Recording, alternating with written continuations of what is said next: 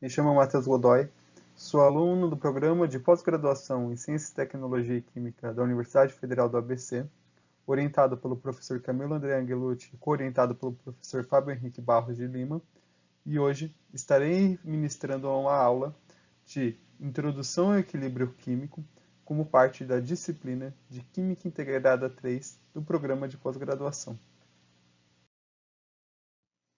Os tópicos abordados nessa aula envolverão uma recapitulação sobre o que é a energia livre de Gibbs, tópico este muito importante para a compreensão do equilíbrio químico. Depois, definiremos o equilíbrio químico de diferentes formas para tornar este conceito o mais intuitivo possível. Após teremos cálculos envolvendo o quociente da reação e a constante de equilíbrio e como podemos usar este quociente para ter informações sobre as tendências que a reação possui para alcançar este equilíbrio químico. Após, falaremos sobre o princípio de Le Chatelier e como as perturbações no sistema alteram e deslocam os equilíbrios químicos. E, por fim, falaremos do importante processo de síntese de amônia, que é o processo Haber-Bosch. A energia livre de Gibbs é um parâmetro extremamente importante para entendermos o equilíbrio químico. Ela é definida pela diferença entre a entalpia e o produto da entropia com a temperatura. Aqui temos, nessa primeira equação, a variação da energia livre de Gibbs, que é dada quando o sistema varia de entalpia e entropia. Aqui nessa equação, a temperatura é mantida fixa.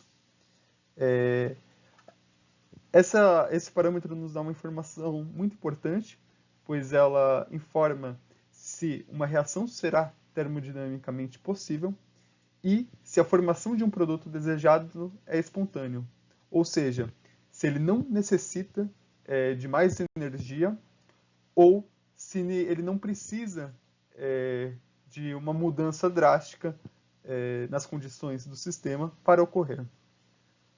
Outro parâmetro muito importante para entendermos o equilíbrio químico é a energia livre de Gibbs padrão.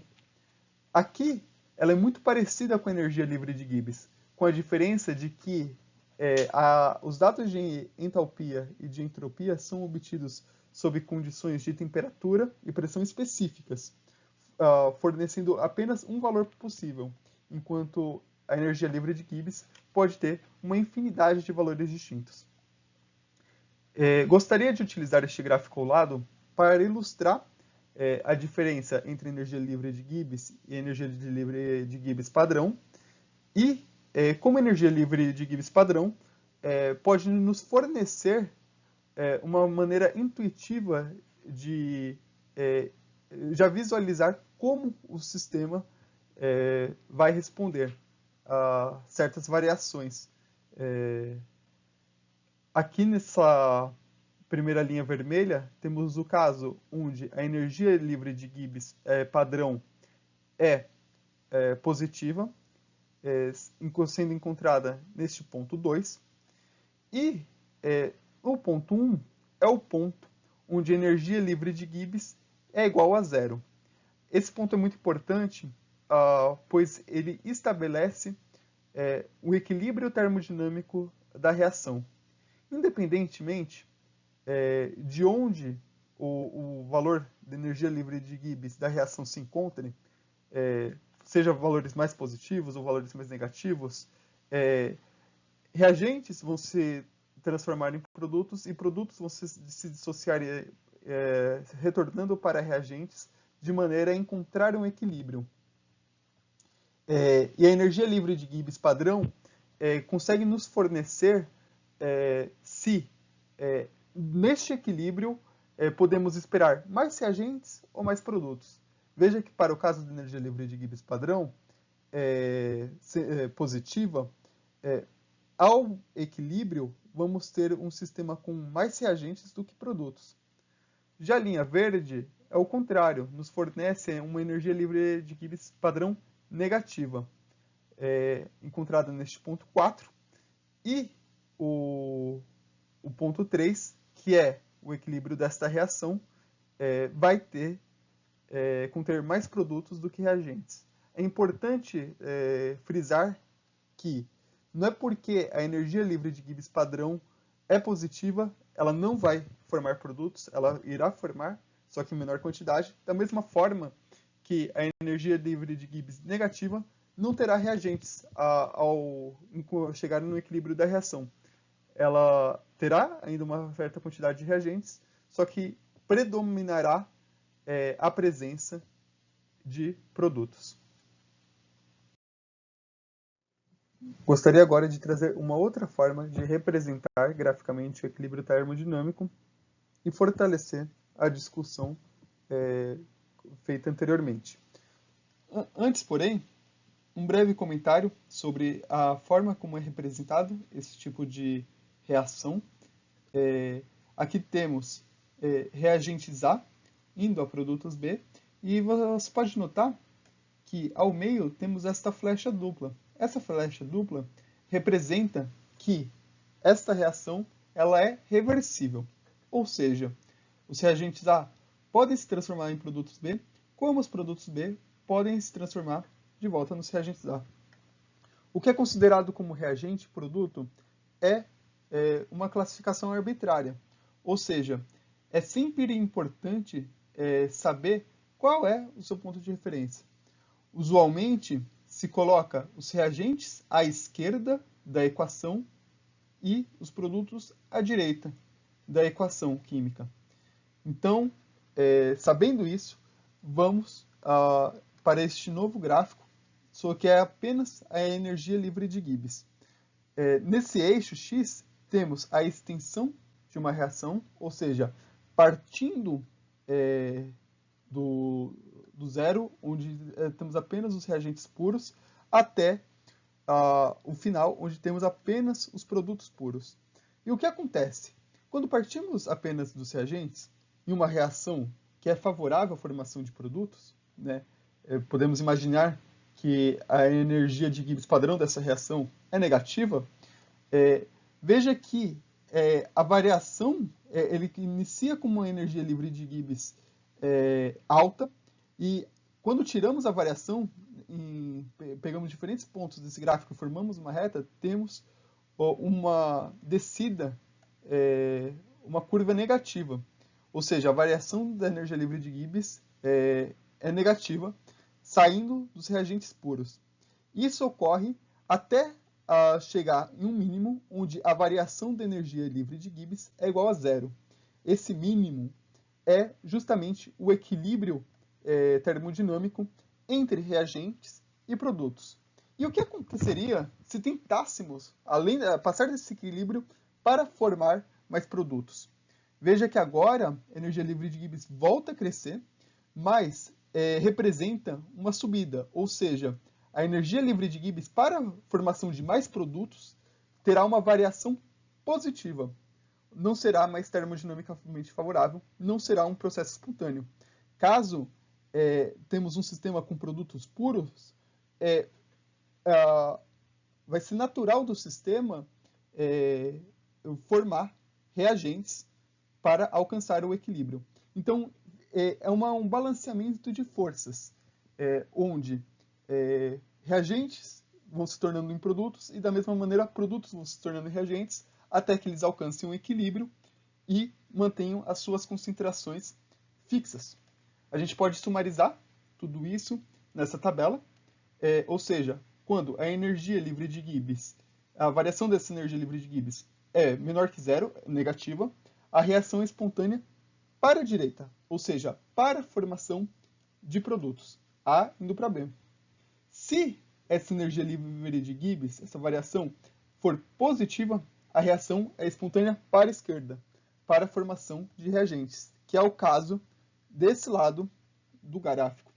E no meio, aqui, quando a variação dessa energia é igual a zero, a reação está em equilíbrio. Ou seja, as quantidades de A e B não variam, que é justamente este ponto aqui. Um outro ponto que eu gostaria de trazer nessa aula é de que o equilíbrio, quando estabelecido, ele é dinâmico. O que isso significa? Pela nossa definição anterior de equilíbrio termodinâmico, falamos que quando o equilíbrio é alcançado, as concentrações de produtos e reagentes não mudam. E isso pode dar a entender, de maneira errônea, de que a reação cessou. Todavia, isso não é a realidade. A reação de formação de produtos e de dissociação de produtos em reagentes continua. A diferença é que essas reações continuam em uma taxa igual. Para ilustrar melhor esse exemplo, eu gostaria de trazer a reação de formação do iodeto de hidrogênio. Temos essa reação ocorrendo em um primeiro gráfico a partir apenas dos reagentes, que é o hidrogênio molecular e o iodo molecular, formando 2 mols de iodeto de hidrogênio. Aqui temos a concentração dos reagentes que decaem com o tempo, dando a formação do produto iodeto de hidrogênio. Tanto os reagentes como os produtos chegam um momento que as suas concentrações alcançam um platô, e esse platô é o estado de equilíbrio. Agora, olha que interessante o que ocorre em um sistema com iodeto de hidrogênio puro. Esse iodeto de hidrogênio ele é dissociado, formando o hidrogênio molecular, iodo molecular, e essa dissociação ocorre até a formação de um outro estado, de um novo estado de equilíbrio. Veja, todavia, que ambos os estados de equilíbrio, as concentrações deles, são equivalentes, mostrando que não importa se começamos com os produtos ou com os reagentes, se o sistema possui as mesmas condições de temperatura e pressão, o equilíbrio termodinâmico será o mesmo. Aqui ao lado, a gente tem essa mesma reação, só que agora representada em termos da taxa de reação, que ilustra justamente o que eu gostaria de falar sobre a reação não cessar, mesmo durante o equilíbrio. Aqui em cima temos a taxa de reação da formação de iodeto de hidrogênio a partir do hidrogênio e do iodo. Veja que essa é uma taxa que é bem rápida inicialmente e vai decaindo à medida que o produto é formado. E, de maneira igual, a reação reversa, que é a dissociação do iodeto de hidrogênio, também ocorre com uma taxa de reação que vai aumentando à medida que esse produto também é formado, até um momento que um estado de equilíbrio é alcançado, onde as taxas dessas reações se igualam, mostrando de forma bem clara como as reações são dinâmicas, mesmo durante o estado de equilíbrio. Vimos até o momento 2 maneiras de visualizar o equilíbrio químico. A primeira, como sendo um momento em que a variação da energia livre de Gibbs do sistema é igual a zero, uma forma termodinâmica. E a segunda é compreendendo o equilíbrio químico como sendo um momento em que a taxa de formação de produtos se iguala à taxa de formação dos reagentes. Todavia, essas 2 interpretações estão intimamente ligadas. Eu gostaria de mostrar essa ligação utilizando a equação que relaciona a energia livre de Gibbs com a energia livre de Gibbs padrão, mais o quociente da reação.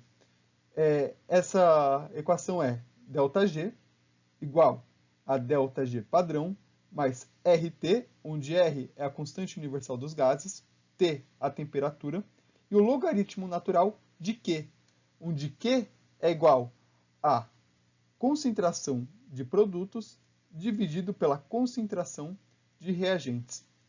Essa equação por si só já é muito útil, mas vamos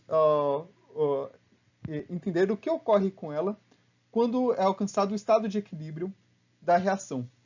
Nesse estado de equilíbrio, vimos que ΔG é igual a zero.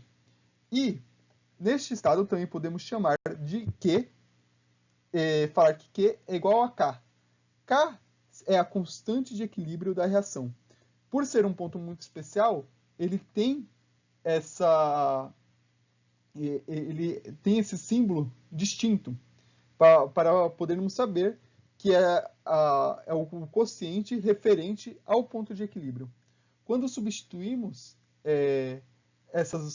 esse valor e essa representação na equação anterior, chegamos à equação final. ΔG padrão igual a menos RT ln de K.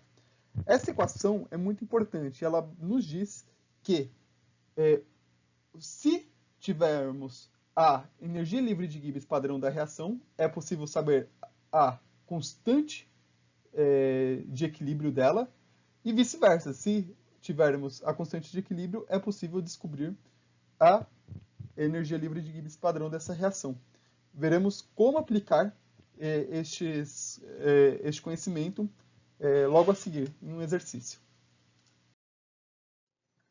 Agora veremos um exemplo prático de como a equação anterior pode ser utilizada para encontrar a constante de equilíbrio de uma reação. A reação sendo a reação de formação de amônia a partir de nitrogênio e hidrogênio. Essa é uma reação muito importante e que será amplamente discutida e analisada durante essa aula. Agora, nesse exercício, ele diz que a energia livre de Gibbs padrão para essa reação, considerando a amônia como produto, é de menos 32,96 kJ/mol a 25 graus Celsius. Lembre-se, no primeiro slide, onde eu comentei o que é a energia livre de Gibbs padrão e sua significância, que um valor negativo para ela significaria um sistema onde existe a tendência em formar mais produtos do que reagentes.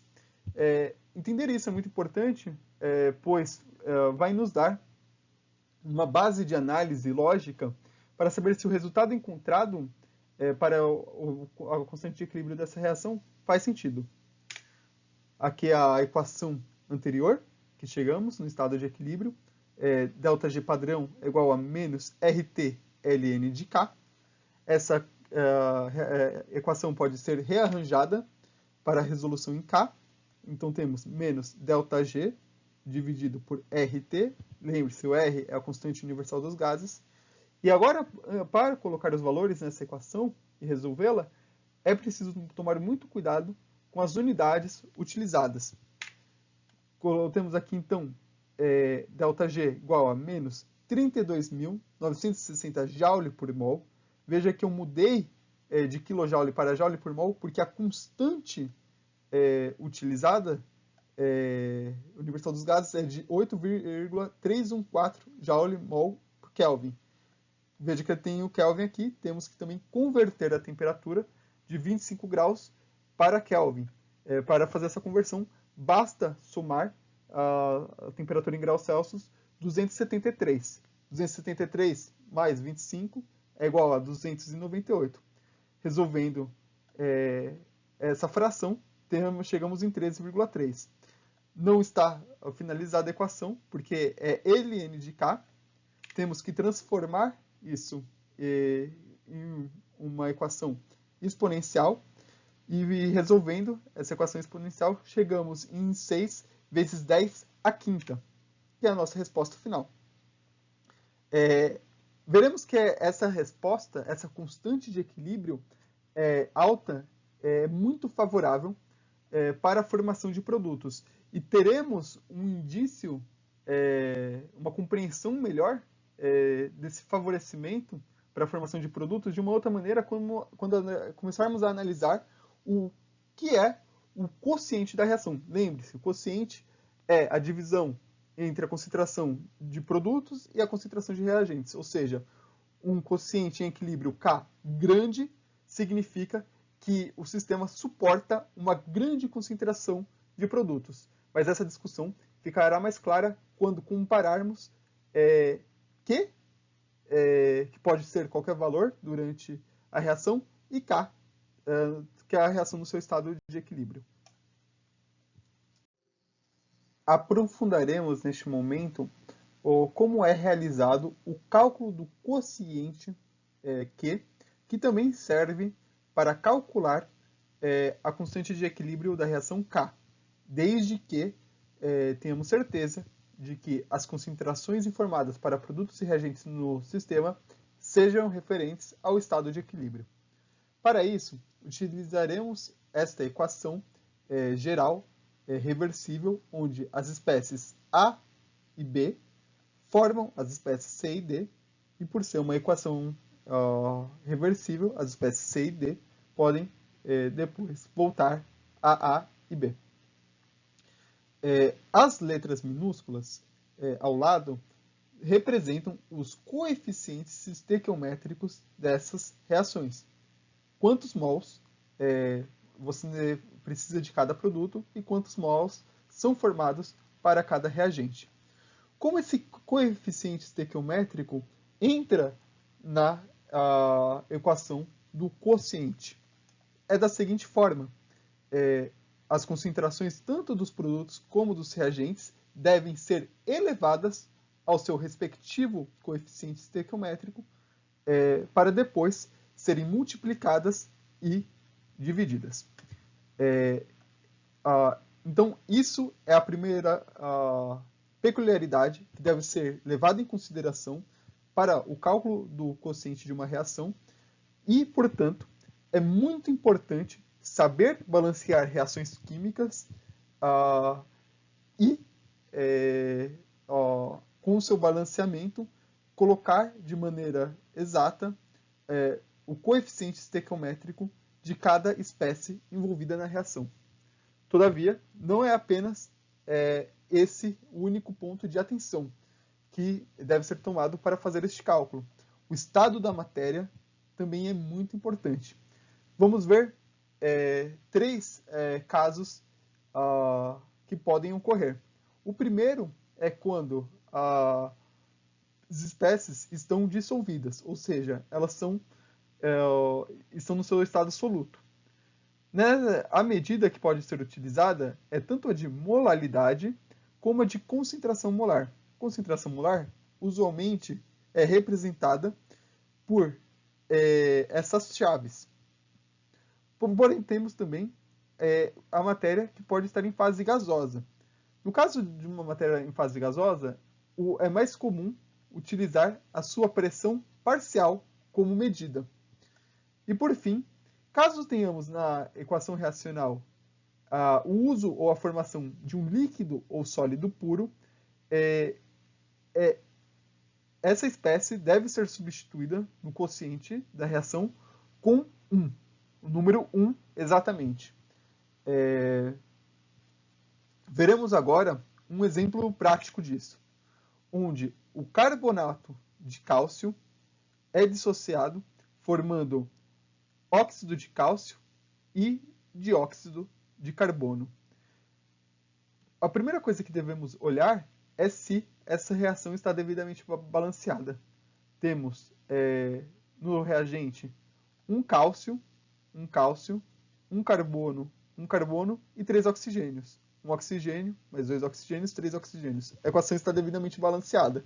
E por ser 1 mol para cada espécie, não precisamos se preocupar em elevar as concentrações, eventualmente, pelo seu coeficiente estequiométrico. Todavia, devemos tomar cuidado com o estado da matéria.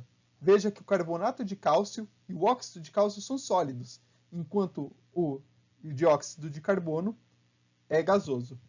Aqui temos uma representação do quociente, mas por essas espécies serem sólidas, elas devem ser trocadas por 1, pelo número 1, respectivamente. Quando fazemos essa substituição, teremos que o quociente dessa reação será resultado apenas da pressão parcial, utilizada a pressão parcial porque o CO2 está em fase gasosa, e, novamente, o quociente dessa reação será informado apenas pela pressão parcial do CO2. A pressão parcial do CO2 em estado de equilíbrio também seria a representante da constante de equilíbrio dessa reação.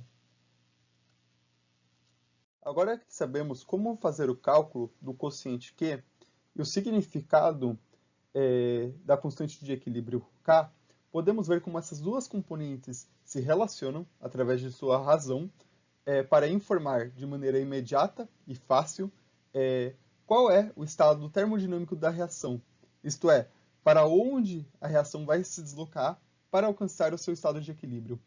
Aqui temos representado 3 momentos distintos que uma reação pode se encontrar. Em vermelho, temos as espécies que estão em excesso.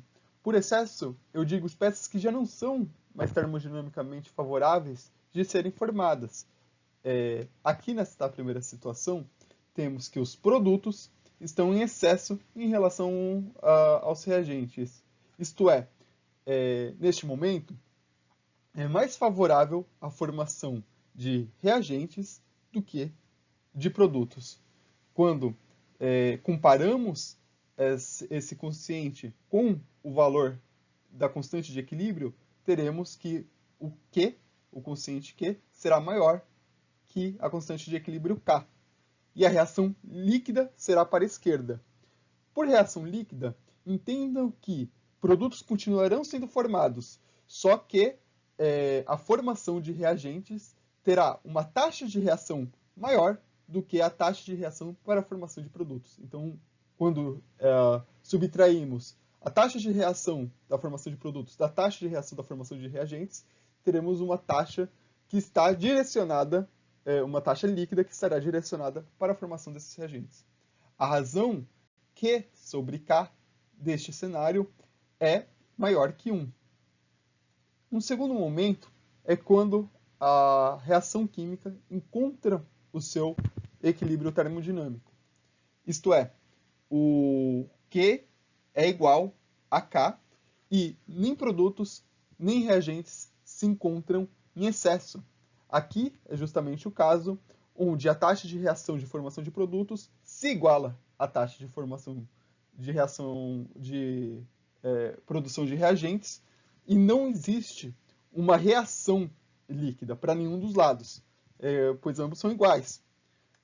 Quando fazemos a razão Q sobre K, para este caso, teremos que ela será igual a 1.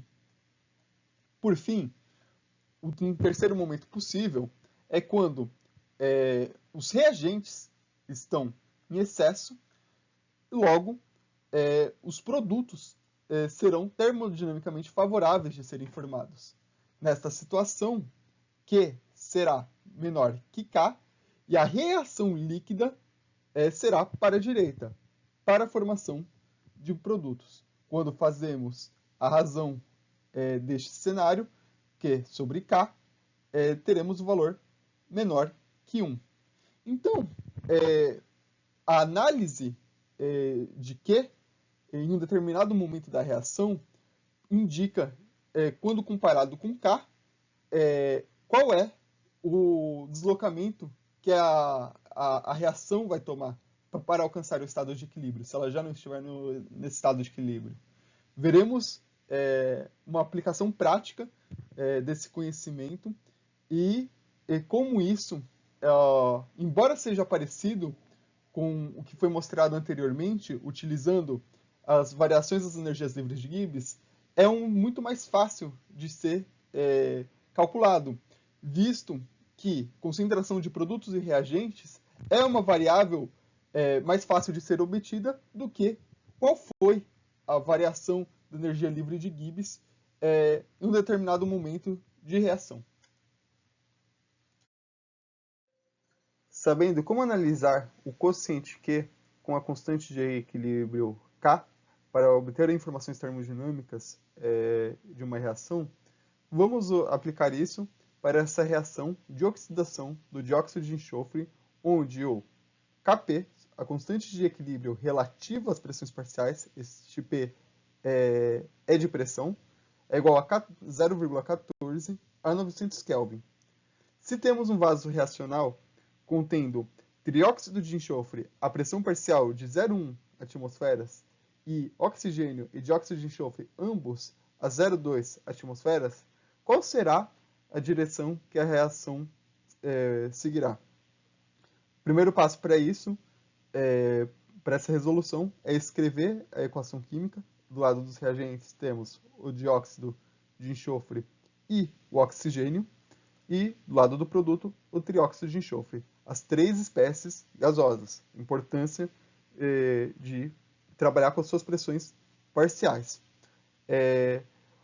O primeiro ponto de atenção que foi discutido para o cálculo do quociente de uma reação, independentemente do seu estado, é o balanceamento da reação química. E quando olhamos o número de oxigênios dos dois lados, vemos que essa reação não está balanceada. Aqui temos 2 oxigênios do dióxido de enxofre, 2 oxigênios do oxigênio molecular e apenas 3 oxigênios do trióxido de enxofre. 4 oxigênios de um lado, 3 oxigênios de outro. Essa equação precisa ser balanceada antes do cálculo do quociente. Agora sim, quando fazemos o balanceamento dessa equação, obtemos que 2 mols de dióxido de enxofre reagem com 1 mol de oxigênio, formando 2 mols de trióxido de enxofre.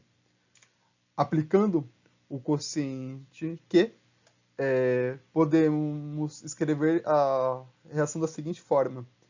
A pressão parcial do trióxido de enxofre elevado ao quadrado, novamente por conta do seu coeficiente estequiométrico, dividido pela pressão parcial do oxigênio, multiplicado pela pressão parcial do dióxido de enxofre elevado ao quadrado, novamente aqui o coeficiente estequiométrico, é igual, devemos fazer agora a substituição, 0,1 atmosferas para o trióxido de enxofre, 0,2 atmosfera para o oxigênio e para o dióxido de enxofre.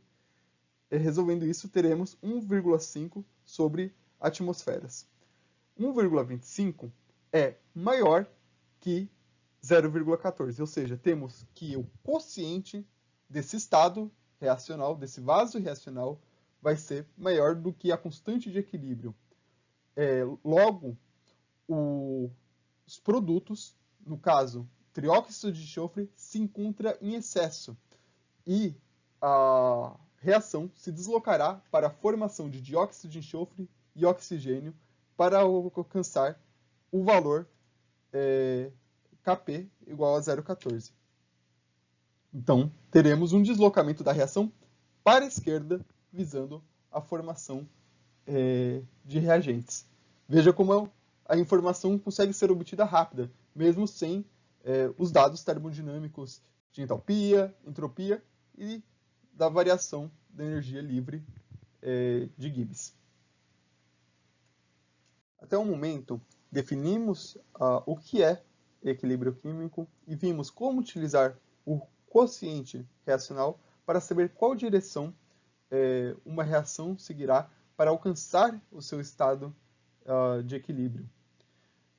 Todavia, o que acontece se uma reação que já está em equilíbrio é perturbada por alguma variável do sistema? Para entender o que ocorre nesse caso, utilizaremos o princípio de Le Chatelier.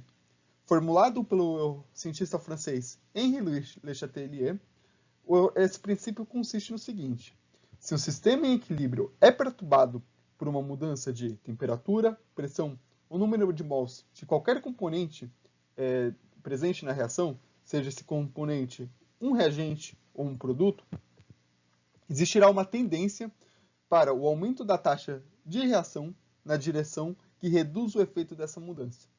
Veremos como para cada componente isso ocorre, mas iniciaremos a nossa discussão sobre o princípio de Le Chatelier na perturbação de equilíbrio por uma mudança de concentração.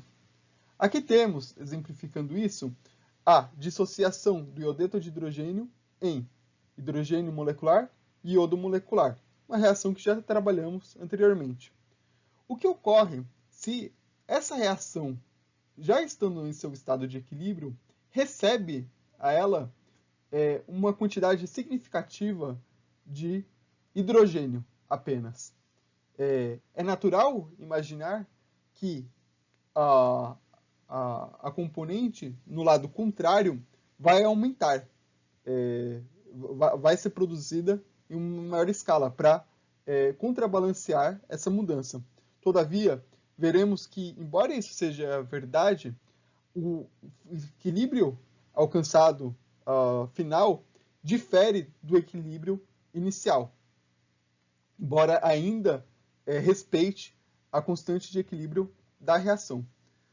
Para deixar isso claro, temos aqui este gráfico contendo as concentrações de hidrogênio, iodeto de hidrogênio e iodo molecular, cada um com suas respectivas cores. Em um estado inicial que está em equilíbrio, temos que o quociente dessa reação é igual à constante de equilíbrio K, e aqui na linha cinza temos um aumento súbito da concentração de hidrogênio, uma adição de hidrogênio, e essa adição tira o sistema do equilíbrio. O quociente dessa reação entre os produtos e o reagente já não é igual à constante de equilíbrio. Isso causa um decaimento do hidrogênio e do iodo molecular, aumentando a concentração do iodeto de hidrogênio até alcançar um novo estado de equilíbrio. E por que um novo estado de equilíbrio? Veja que, se comparando com o estado de equilíbrio inicial, temos que, nesse estado de equilíbrio final, a concentração individual do iodeto de hidrogênio é maior, do hidrogênio é maior e do iodo molecular é menor. Embora, quando realizamos o quociente dessa reação, o quociente é novamente igual a K, a concentração de cada componente difere do estado inicial. Veremos que essa informação é muito útil para podermos mudar o estado de equilíbrio de uma reação, deslocar esse estado de equilíbrio da reação para a formação de espécies que são mais desejadas no sistema. Outra variável que afeta o equilíbrio do sistema pelo princípio de Le Chatelier é a temperatura. E para entender como essa temperatura, tanto o seu aumento como a sua diminuição, afeta uma reação, precisamos entender o calor, essa energia térmica, como parte dela, como se fosse como se o calor fosse um dos reagentes ou um dos produtos formados, a depender do tipo de reação estudada. A primeira reação que eu quero mostrar é uma reação endotérmica, no qual calor faz parte dos reagentes, ou seja, é necessário, o sistema precisa de calor para a formação do produto, que aqui é o óxido nítrico, ou seja, nitrogênio e oxigênio formam 2 mols de óxido nítrico, e aqui a gente entende o calor como um tipo de reagente. Claro que não é, ele é uma energia. Mas o que acontece se a gente aumenta a temperatura? Quando a gente aumenta a temperatura, a gente aumenta a disponibilidade de calor para o sistema. Então, este lado da reação começa a ter um excesso dessa componente, dessa espécie.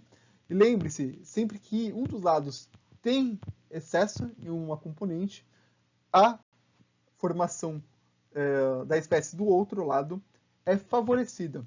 Ou seja, se temos uma reação endotérmica e fornecemos mais calor, favorecemos o equilíbrio e deslocamos ele para a produção de maior produtos. Ou seja, no estado de equilíbrio vamos ter mais produtos e uma temperatura maior do que comparativamente reagentes.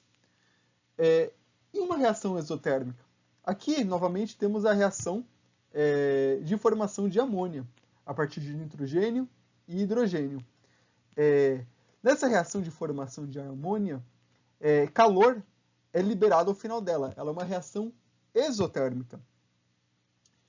O que acontece se a gente apenas aumenta a temperatura dessa reação? Novamente, o lado dos produtos, o lado do produto que é a amônia, fica desequilibrado. E o equilíbrio químico vai ser deslocado para uma maior formação dos reagentes. Veremos mais adiante como isso constituiu um problema prático muito importante e de grande repercussão para a história da química, para o processo de formação de amônia industrial.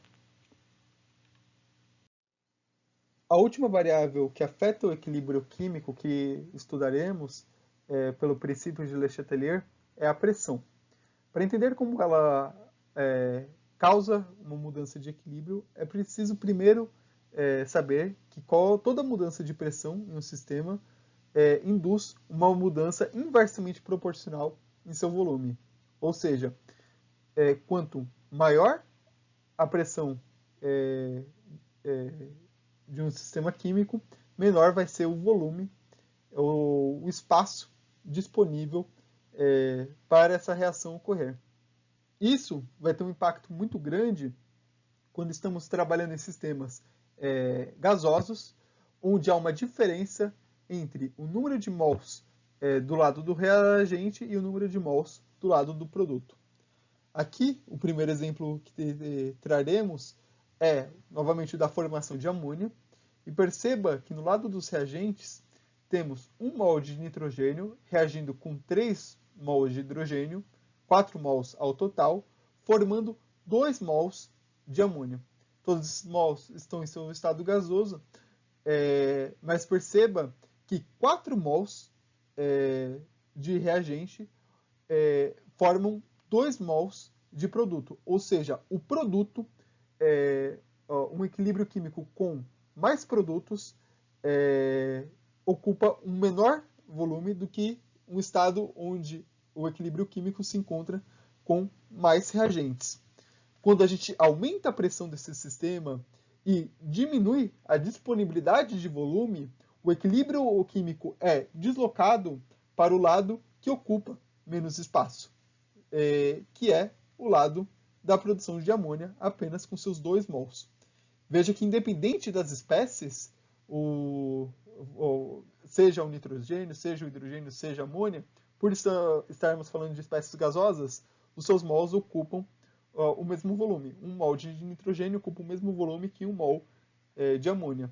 Logo, aumentar a pressão é deslocar o equilíbrio químico para a produção deste produto.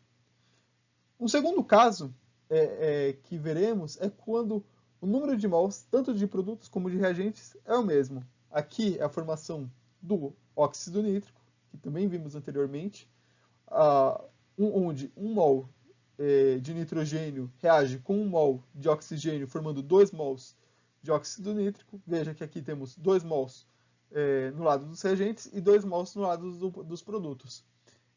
Nenhum dos lados da reação ocupa um espaço distinto. Ou seja, uma mudança de pressão, diminuir o volume dessa reação, aumentando a pressão dela, não causará uma mudança no deslocamento químico, pois ambos os lados da reação ocupam o mesmo espaço. Saber essa diferença é muito importante, pois podemos utilizar a pressão também como uma forma de deslocar o equilíbrio químico, favorecendo a formação de um produto desejado. Toda a nossa discussão sobre o princípio de Le Chatelier e como ele pode ser utilizado para deslocar o equilíbrio de reações químicas visando a formação maior de um produto de interesse culminou na formação do processo sintético mais importante do século XX, que é o processo de síntese de amônia Haber-Bosch. Podemos ver a importância desse processo pelos Nobels que foram concedidos em 1918 ao cientista Fritz Haber e o Nobel de 1931 ao cientista Carl Bosch, que foi concedido a ele posteriormente por reconhecer a sua participação na resolução de vários problemas relacionados à engenharia dessa síntese. A síntese de amônia, como vimos anteriormente, é favorecida sob condições de alta pressão, pois o produto formado ocupa um menor volume do que os reagentes, mas é desfavorecido em condições de alta temperatura, visto que se trata de um processo exotérmico, onde há liberação de calor junto com a formação de amônia.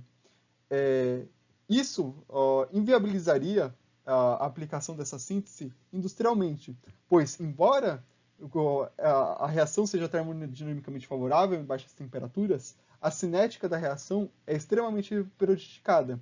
Então, tinha que se escolher entre ter uma síntese com alto rendimento, só que muito lenta, ou uma síntese rápida, só que com baixo rendimento. Este problema foi contornado pelo cientista Fritz Haber, que desenvolveu catalisadores à base de ferro que permitiam essa síntese operar sob condições de alta temperatura. Aqui estão as condições industriais esperadas para esse processo, que é uma pressão alta de 200 atmosferas e uma temperatura de 400 a 500 graus Celsius. Todavia, esse não foi o único problema que precisou ser solucionado para a aplicação industrial. Um desses problemas foi a disponibilidade de hidrogênio. O nitrogênio, que é um dos reagentes, consegue ser obtido facilmente através do ar, mas o hidrogênio era mais difícil de conseguir. E esse problema foi contornado pela formação do gás de síntese, o syngas, que é a reação entre o gás natural, o metano, com água, formando monóxido de carbono e hidrogênio. Essa disponibilidade de hidrogênio, em conjunto com o catalisador de ferro, permitiu a formação industrial da amônia, um produto extremamente importante para as indústrias bélicas e para a agricultura. Temos como conclusões dessa aula de que o equilíbrio químico pode ser definido como um momento em que o sistema atinge a menor energia livre de Gibbs, ou que a variação dessa energia livre de Gibbs é igual a zero, e que possui as taxas de formação de produtos e reagentes iguais. Todavia, vimos que essas duas coisas estão intimamente relacionadas. A equação que relaciona a energia livre de Gibbs com a energia livre padrão e o quociente dos produtos e reagentes pode ser utilizada, inclusive, para calcular a constante de equilíbrio da reação. Conhecer o quociente de uma reação fornece uma maneira fácil e rápida de descobrir quais espécies o sistema tem a tendência de formar, seja produtos, seja reagentes. E, por fim, o princípio de Le Chatelier mostra como as mudanças de concentração, temperatura e pressão alteram o equilíbrio da reação, deslocam esse equilíbrio, favorecendo a formação de certas espécies. E foram conhecimentos indispensáveis para o desenvolvimento de inúmeros processos sintéticos, não só para a produção da amônia. Todos os processos sintéticos em larga escala levam em consideração o princípio de Le Chatelier se trabalham com sistemas onde o equilíbrio químico é estabelecido e onde há uma reação reversível. Gostaria de agradecer a todos que assistiram aqui até agora, em especial os professores da disciplina de Química Integrada 3, do programa de pós-graduação da Universidade Federal do ABC, que tornaram este e outros trabalhos possíveis por meio das suas orientações. Agradeço e estou disponível para tirar quaisquer dúvidas sobre este tema. Obrigado.